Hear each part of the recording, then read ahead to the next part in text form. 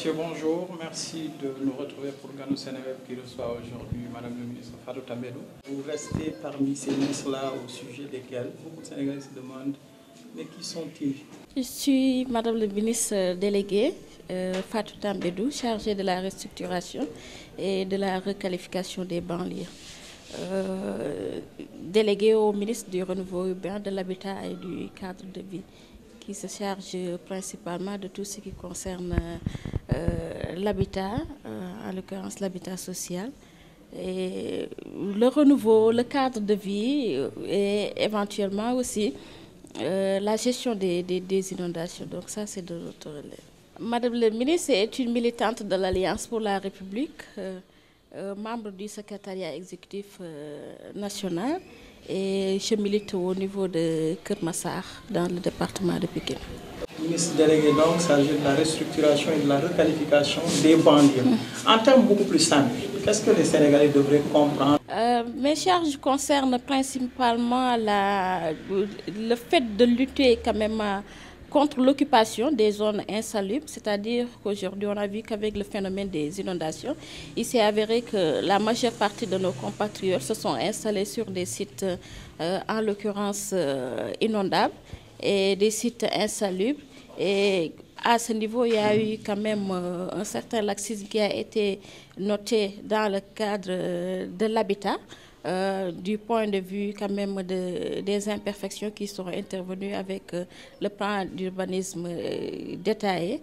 Donc c'est pour cela quand même qu'après avoir fait beaucoup d'efforts dans le cadre de la lutte contre les inondations, ça aussi il faut le reconnaître, le président Macky Sall a eu quand même à beaucoup faire à travers le plan décennal de lutte contre les inondations, aussi bien du point de vue de la construction d'ouvrages structurants tels que les canalisations et autres, du point de vue aussi du relogement des sinistrés. Donc il a eu à faire initier beaucoup de logements sociaux. Et qu'aujourd'hui, ayant senti cette satisfaction, surtout pour ce qui concerne les populations de la banlieue, il s'est dit quand même qu'il est temps pour nous d'adopter une nouvelle formule, étant donné que ces populations ne parlent plus d'inondation, mais qu'il faudrait penser à la destinée de ces espaces qui ont été libérés par les sinistrés, étant donné même qu'il s'avère que dans certaines localités, il y a un problème d'infrastructure sociale de base. Il faudra adopter une démarche inclusive, c'est-à-dire en rapport avec les groupements de femmes, les associations de jeunes, les délégués de quartier, tous les composants quand même de la localité. On va essayer de voir quelles seront les nouvelles bases sur lesquelles de nouveaux infrastructures vont être édifiées sur les sites. Ceux qui tout de suite, en entendant parler de votre ministère, ont réduit sa mission à une gestion des inondations, n'ont pas bien compris. La gestion des inondations, c'était du ressort du MRASI, qui n'existe plus d'ailleurs. Donc, des satisfactions sont remarquées parce que nous sommes à la phase intermédiaire du plan décennal de lutte contre les inondations. Pour nous qui habitons la banlieue, nous savons que quand même les inondations, c'est devenu une histoire ancienne. Donc le ministère, en ce qui concerne mes attributions quand même, c'est de faire en sorte que ces espaces puissent être revalorisés, de faire en sorte que les populations des banlieues puissent s'affairer par rapport à cela.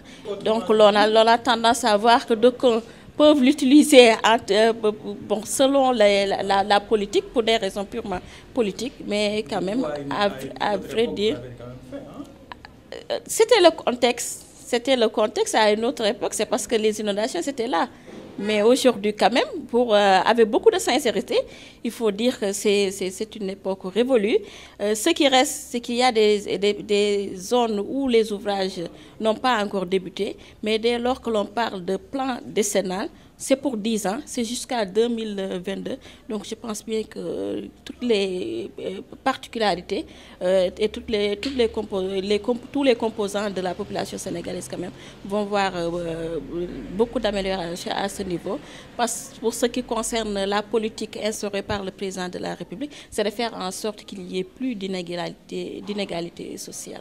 Quels sont les dispositifs que vous êtes en train de prendre concernant l'hivernage? J'ai eu à présider récemment un CNGI, c'est-à-dire c'est des réunions périodiques qu'on a trouvé, c'est un système déjà qu'on a trouvé sur place avec le ministre Khadim Diop. Donc on était tenté de maintenir le même système qui consistait avec les gouverneurs, les préfets, les maires des villes et éventuellement toutes ces personnes qui s'affairent autour de la question, la BNSP, l'ANACIM, pour ne citer que cela, pour voir ensemble dans quelle mesure l'on pourrait prendre à bras le corps quand même l'hivernage. Donc on a eu à effectuer ces rencontres pour l'année passée. On a eu à faire quand même 13 séances de CNGI. Avec beaucoup de visites de terrain, quand même, là aussi il faut éclaircir. On a eu à faire beaucoup de visites de terrain. Donc c'était une occasion pour nous de pouvoir finaliser le document de base servant de rapport par rapport à la gestion hivernale de 2014 et éventuellement aussi de pouvoir relever les perspectives pour 2015 qui seront prises en compte par le ministère de l'Hydraulique et de l'Assainissement. Généralement, quand les gens parlent aussi de restructuration et de requalification des banlieues, on pense un peu à ces populations qui ont été inondées et qui sont déplacées maintenant sur le nouveau site. Les gens parlent notamment du site de Taoufer. Quel est le lien entre ce que vous faites et ces délocalisations? La délocalisation, je pense, c'est un peu révolu, étant donné qu'on ne peut pas continuer à construire des logements pour une catégorie de Sénégalais, tout en sachant qu'il y a une autre catégorie qui, quand même, ne peut pas être laissée en rade. C'est pourquoi tantôt je parlais du maintien de l'équilibre social à travers la lutte contre les inégalités. Donc, à ce niveau, aujourd'hui, la priorité consiste, en tout cas pour le président Macky Sall, à faire en sorte que ces populations, dès lors que l'hivernage commence, ne seront plus inquiétées ou bien embêtées. La nouvelle perspective, c'est de faire en sorte qu'il y ait quand même un cadre de vie beaucoup plus harmonieux, permettant quand même aux populations de pouvoir cohabiter avec les autres. Taoufer, c'est fini. L'État ne peut pas quand même s'insérer dans une politique consistant à offrir des logements. Parce que quoi que l'on dise, tout au début, on vous dira qu'il y a une subvention étatique, mais on ne se le cache pas quand même, cette réciprocité n'existe pas. À la limite, c'est des logements que l'État offre gratuitement. Alors que, comme je viens de le dire, il n'y a pas une catégorie de Sénégalais beaucoup plus méritants que d'autres. Quand ce projet a été lancé, certains se sont mis tout de suite à faire des similitudes avec le plan Jaxaay sous Wade. Est-ce que quelque part, les problèmes que ce plan a connus avec les scandales sur le plan financier ont réfréné un peu votre ardeur? Non, pour ça quand même, je pense qu'on pourrait s'en glorifier. Très franchement, pour ce qui concerne Taoufer, il n'y a pas eu quand même ces problèmes. C'est une gestion transparente. Tout a été fait dans le strict, quand même, dans la stricte clarté. Donc, avec Taoufer, il n'y a pas de risque qu'il y ait cette même politique. Personnellement, vous avez tenu à cette transparence? Ah si, parce que du point de vue même de l'attribution des logements, il nous est arrivé à plusieurs reprises quand même de revoir un peu quand même les choses pour maintenir cet équilibre et cette transparence. On va sortir de là pour parler de politique au sens pur du terme. En vous présentant tout à l'heure, vous avez parlé de votre militantisme à l'APR, en insistant beaucoup dessus. Comment vous avez été amené à adhérer à l'APR? J'ai adhéré à l'APR avec beaucoup de conviction. Et là, je précise qu'avant, quand même, de décider de militer à l'APR, je n'ai jamais fait de la politique. Donc, c'est mes premiers pas, je pourrais dire. Et c'est cette conviction, c'est aussi, je pourrais dire, mon instinct droit de l'homiste qui m'a conduit quand même à vouloir soutenir le président Macky Sall, car vous n'êtes pas sans savoir que cette c'était des moments quand même très difficiles où l'on sentait que, qu'en quelque sorte, les droits humains étaient bafoués et qu'on empêchait à un Sénégalais, un compatriote quand même, de pouvoir se mouvoir avec ses réflexions, avec ses pensées. En tout cas, il y avait beaucoup d'aspects quand même qui m'ont poussé à vouloir un compagnonnage avec lui. Et pour ce qui concerne la paix, j'ai senti quand même qu'il y avait cette volonté de renouveau avec le président Macky Sall. J'ai senti un nouveau souffle. J'ai senti que la jeunesse aujourd'hui pouvait espérer un lendemain meilleur et qu'à ce niveau quand même c'était un challenge pour nous de faire en sorte que les choses puissent évoluer et puissent changer. Donc c'est un cadre dans lequel je me retrouvais véritablement. Le constat qu'on a fait concernant la banlieue de façon globale, c'est que l'APR a été bousculée dans certains quartiers, dans certaines mairies plutôt qui ont été remportées par l'opposition. Quelle est un peu la situation à Keur Massar? Ça, je pense que c'est la seule explication qu'on pourrait y trouver. C'est-à-dire que les contextes diffèrent, les élections aussi diffèrent. Élection locale, c'est l'affaire de la localité, c'est l'affaire d'une personne. Élection aussi législative, c'est tout à fait pareil. Mais pour ceux qui connaissent la banlieue quand même, il ne faut pas se voiler la face. Du point de vue opposition, l'on ne pourrait pas dire qu'il existe une opposition qui pourrait faire craindre la paix. Et il faudrait quand même que les responsables de la paix puissent accepter de transcender certaines choses, de savoir que les époques diffèrent et vouloir coûte que coûte se mettre ensemble, parce qu'en réalité, il y a eu beaucoup d'éléments qui peuvent quand même faciliter aujourd'hui les élections présidentielles futures, car en ce qui concerne la politique sociale, beaucoup de choses ont été faites par le président Macky Sall. Aujourd'hui, pour la majeure partie des dames sénégalaises, les financements, c'était une utopie. Mais aujourd'hui, c'est une réalité qui est là. On est en train de la vivre. Êtes-vous de ceux qui pensent que l'APR doit prendre son courage à deux mains et rompre avec certains partis, donc les comportements ne seraient pas dans le sens de ce que certains responsables attendent? Le compagnonnage de la paix avec les autres formations politiques, ça se base sur un principe. Donc là, quand même, où l'on ne serait pas tenté de parler de rupture. En tout cas, pour ce qui nous concerne, ça ne va pas venir de nous.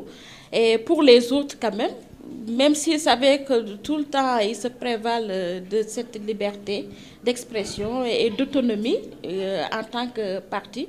Mais je sais que pour un compagnonnage quand même, ça mérite une certaine retenue, un certain respect envers l'autre. Donc les Sénégalais, ils sont là, ils vont apprécier. Ils n'ont qu'à voir à leur niveau, prendre toutes leurs responsabilités, parce que quand même, on ne peut pas vouloir une chose et son contraire. Une dernière chose sur l'APR, c'est un peu ce débat autour de la réduction ou non du mandat du président de la République, en rapport avec les engagements qu'il avait lui-même pris. Vous êtes de quel camp personnel? Moi, je pense qu'il doit maintenir les 7 ans. Ça, c'est mon avis personnel. Revenir sur l'engagement qu'il avait pris? Ce n'est pas une question de revenir sur un engagement. Vous savez, l'engagement, ça dépend, ça dépend des contextes, ça dépend aussi de ce que l'on voudrait faire. Et les Sénégalais, ils l'ont élu sous un mandat de 7 ans. Donc, pourquoi vouloir revenir sur ce mandat?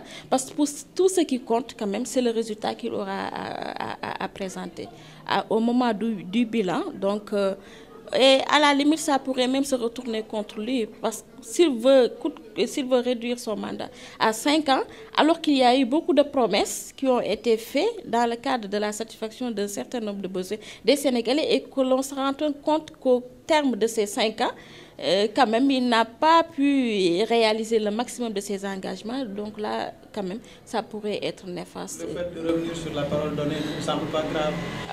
En tout cas, ce n'est pas un serment. C'est pas un serment. Là, c'est la juriste qui parle. C'est la juriste qui parle. Ce n'est pas un serment. Et je pense aussi pour respecter ne serait-ce que le principe quand même qui consiste à ne pas